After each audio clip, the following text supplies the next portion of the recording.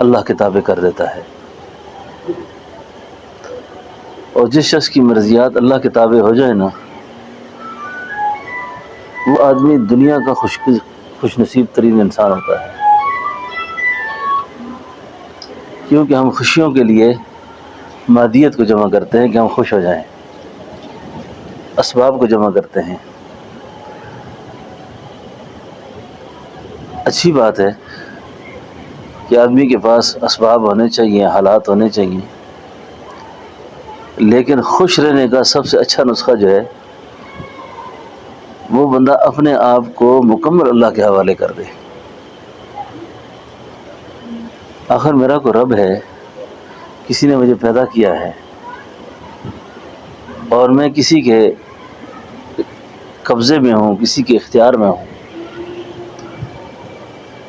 ابھی اگر میں اپنے ساتھ کو ناموافق چیزیں بھی دیکھتا ہوں، لیکن مجھے میرا مالک کبھی ضائع نہیں کرے گا۔ اس یقین کو دل کی گہرائیوں میں جب بندہ بٹھا لیتا ہے نا جی، تو اس کو سکون کا اعلیٰ درجہ نصیب ہوتا ہے۔ یعنی میں اور آپ جو ہے نا اس وقت جو بہت زیادہ پریشان ہے نا، وہ تجویز کی وجہ سے ہیں، اور تجویز کی جو زندگی ہوتی ہے وہ بندے کو دن بدن دلدل میں پھنساتی ہے۔ تجویز کی زندگی کیا ہے؟ بھائی میرے پاس اتنا پیسہ ہو، ایسا کاروبار ہو، ایسی میری بیوی ہو، ایسے میری کار ہو، ایسے میری زندگی کا سٹیٹس ہو، یہ میرا معیار ہو۔ اب یہ ہو نہیں سکتا۔ اب یہ جتنی بھی ذہنی بیماریاں اس وقت پیدا ہو رہی ہیں نا، کوئی اس کو انزائٹی کا نام دیتا ہے، کوئی اس کو ڈپریشن کا نام دیتا ہے، کوئی ذہنی دماغی اعصابی تناؤ کا نام دیتا ہے۔ یہ ساری چیزیں کیوں پیدا ہو رہی ہیں؟ ایک اللہ والے سے کسی نے پوچھا کہ یہ جو بیماریاں ہیں دماغ کی، ذہن کی، اعصاب کی، یہ کیوں پیدا ہوتی ہیں؟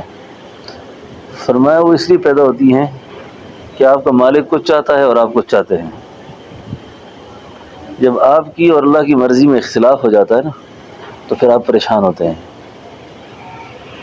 تو جو ذکر کا سب سے اونچا درجہ اللہ جل شانہ جو نصیب فرماتے ہیں نا، وہ ہے اطمینان قلب۔ اور اطمینان قلب کے اندر یہ بہت بڑی دولت ہے کہ انسان کو اللہ کی رضا نصیب ہو، اللہ کی رضا نصیب ہو، میرے مالک کی کوئی چاہت ہے اس میں، میرے مالک کی کوئی مرضی ہے اس میں۔ اس کے بعد بندہ مطمئن ہوتا ہے۔ اس لیے ایک تو یہ ہے کہ اطمینان کے لیے، سکون کے لیے اللہ جل شانہ نے سب سے جو بہترین چیز دنیا میں سب کچھ خود بنایا، مال، دولت، اسباب، چیزیں، نقشے، باغات، شہر، بستیاں، لیکن کسی چیز کا نام لے کے یہ نہیں کہا کہ یہ تمہارے سکون کے لیے ہے، یہ اطمینان کے لیے۔ اطمینان کے لیے کیا فرمایا؟ الا بذکر اللہ، الا بذکر اللہ تطمئن القلوب، آگاہ رہیو میری یاد کے اندر اطمینان ہے، میری یاد کے اندر اطمینان ہے۔ تو اس لیے وقتی عارضی طور پر بھی اور دائمی طور پر بھی جب بھی کہیں غم ٹکر مارے، جب بھی کوئی پریشانی دستک دے، جب بھی کوئی ناموافق حالات پریشان رکھیں، تو بندہ مومن کا کام یہ ہے کہ پہلا کام باوضو ہو جائے، باوضو ہو جائے، 2-4 رکعت نماز پڑھ کر جتنی غم، جتنی پریشانی دل پر آئی ہوئی ہے وہ ساری کی ساری اللہ کے سامنے کھول کے بیان کرے۔ اللہ سے تو خود کسی چیز کا پردہ نہیں نا، تو اللہ کے آگے بیان کرے۔ اس لیے یہ ہے کہ اطمینان کے لیے، سکون کے لیے بنیادی طور پر تنہائی میں بیٹھا کریں۔ تو یہ جو ہم مراقبہ بھی کریں گے، ذکر کریں گے، اللہ اللہ اللہ، اس اللہ اللہ کے اندر بڑا اطمینان ہے، بڑا اطمینان ہے، بڑا سکون اللہ نے رکھا ہے اس میں۔ اس نام کی برکت سے سارا اللہ کا غیر جلتا ہے اندر، ماں سوا سے آزادی نصیب ہوتی ہے، اور اللہ کا قرب نصیب ہوتا ہے، اللہ کا تعلق نصیب ہوتا ہے۔ تو اس لیے بڑے ذوق شوق کے ساتھ اس نام کا دل میں تکرار کیا کریں، اس نام کو دل سے پکارا کریں، تاکہ اللہ رب العالمین مجھے اطمینان بھی دے، اور اطمینان کا اعلیٰ درجہ جو تفویض کی زندگی ہے، تفویض کی، وفوض امری الی اللہ، تفویض کی زندگی، تفویض کی زندگی یہ ہے بس میں اللہ کے حوالے ہوں، بس میں اللہ کے حوالے ہوں، ٹھیک ہے نا۔ اس لیے کہ کئی سارے لوگ آتے ہیں میرے پاس، پوچھتے ہیں جی وہ رزق کی بندش ہو گئی ہے، رزق کم ہو گیا میرا، یہ ہو گیا وہ ہو گیا۔ یہ یاد رکھیں، یہ چیزیں بڑے غلط نظریات ہیں، یہ بڑے غلط عقیدے ہیں۔ یہ اس طرح کا سوچ کوئی نہ رکھیں۔ کسی تعویذ کے ساتھ، کسی عمل کے ساتھ کسی کا رزق بند نہیں ہو سکتا، اچھا، کسی کا رزق بند نہیں ہو سکتا، کسی کے مقدر کو چیلنج نہیں کر سکتا آدمی، مقدرات اللہ کی طرف سے مقرر ہے سارے۔ تو بہرحال عرض یہ کر رہا تھا کہ دل میں اللہ جل شانہ کے ساتھ والہانہ لگاؤ پیدا کر کے اپنے احوال اللہ ہی کے سپرد کر دیں، اللہ ہی کے سپرد کر دیں، اللہ ہی کے سپرد کر دیں، اور اللہ ہی سے اپنے سارے معاملات بیان کریں۔ میں اکثر عرض کرتا رہتا ہوں کہ جتنا ہم دنیا کے معاملات میں پریشان ہوتے ہیں اور وہ غم ہم دوستوں کو بیان کرتے ہیں، لوگوں کو بیان کرتے ہیں، اب وہ اگر ایسے آدمی کو بیان کریں جو آگے سے رہنمائی جانتا ہو، پھر تو کوئی فائدہ ہوتا ہے آدمی کو، کہ چلو وہ اللہ کا راستہ دکھا دے گا۔ تو باقی یہ ہے کہ نہ وہ کوئی اس کی رہنمائی کر سکے گا، اس کا اضطراب اور بے چینی اور بڑھ جائے گی۔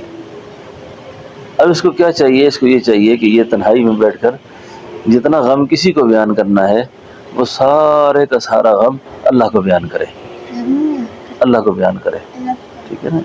تو اللہ جل شانہ ہم سب کو صحیح معنوں میں اپنی یاد نصیب فرمائے، اپنی یاد نصیب فرمائے۔ اور میں نے جو بات عرض کی ہے، یاد کا اعلیٰ درجہ جو نصیب ہوتا ہے انسان کو، وہ تفویض والا ہوتا ہے۔ پھر تفویض والا بندہ اللہ کی مرضی پہ راضی ہو جاتا ہے، اللہ کی مرضی کے تابع ہو جاتا ہے۔ میرا محبوب جس میں خوش ہے، میں بھی خوش ہوں اس کو، میرے محبوب کو اگر خوشی ہے تو مجھے بھی خوشی ہے۔ تو اس لیے جب اللہ جل شانہ سے مراقبے میں بیٹھا کریں تو صحیح معنوں میں دعا التجا کیا کریں، صحیح معنوں میں اللہ کا ذکر کی تھوڑی بہت کوشش کیا کریں۔ یا اللہ اپنے اسلام پاک کی برکت سے میرے اندر یہ دنیا کے وسوسے ہیں، دنیا کے جو خطرات ہیں اور دنیا کی جو بیماریوں نے مجھے گھیرا ہوا ہے، قبضہ رکھا ہوا ہے مجھ پر، اللہ اس نام کی برکت سے ان کو جلا کے مجھ سے دور کر دے، اور اپنی معرفت جو تو نے اپنے پیاروں کو عطا فرمائی، وہ محبت اور معرفت مجھے بھی عطا کر دے، ٹھیک ہے نا۔ تو اس لیے تھوڑی دیر کے لیے سب حضرات دل میں متوجہ ہو کر اللہ اللہ کا ذکر کرے۔ اور جس کو سمجھ آتی ہے نا کہ مجھے وسوسہ آتا ہے جی بے قلبی ذکر نہیں کر سکتا، تو وہ دل اور زبان دونوں کے ساتھ اندر سے کہے اللہ اللہ اللہ، تاکہ وہ بھی فارغ نہ بیٹھے، وہ بھی فارغ نہ بیٹھے کہ کئی دفعہ قلبی ذکر کی طرف خیال کیا، شیطان کہیں بہکا کے لے گیا، یہ پھرتا رہا اس کے پیچھے۔ اب اگر اس کو مراقبے میں فوری دل نہیں لگا اس کا، تو ایسا نہیں ہے کہ یہ ذکر چھوڑ دے، ٹھیک ہے نا۔ تو یہ تصور سے دل اور دماغ دونوں کو، زبان کو ہلکے سے استعمال کر کے دل میں اللہ اللہ اللہ اللہ اللہ، تاکہ ذکر کی برکات اس کو نصیب ہوتی رہے، ٹھیک ہے نا۔ اب تھوڑی دیر کے لیے اللہ کی طرف متوجہ ہو جائیں۔ اللہ اپنے خاص فضل فرما دے، اللہ اپنی خاص مہربانی فرما دے۔